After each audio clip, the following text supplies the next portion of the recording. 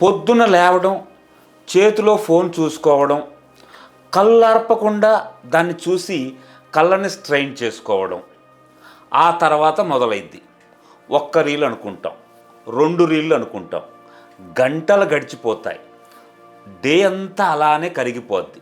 రాత్రి అవుతుంది. రాత్రి కూడా మళ్ళీ ఫోనే స్క్రోలింగ్ చేసుకుంటూ ఉంటాం. ఇలా చేస్తూ ఫోన్లోనే లీనమైపోతున్నారు అందరూ. మంచి అలవాట్లు, హెల్త్ రొటీన్లు ఎప్పుడో మర్చిపోయాం.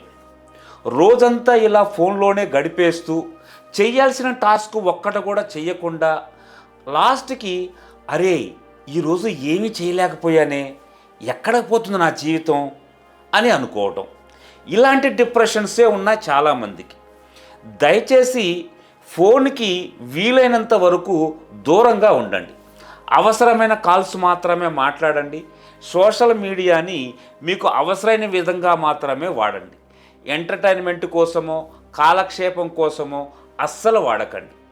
దానివల్ల మీకు ఉపయోగం ఉంది అంటేనే సోషల్ మీడియా ఓపెన్ చేయండి. లేదంటే నోటిఫికేషన్స్ అన్నీ కూడా బంద్ చేసి పెట్టండి.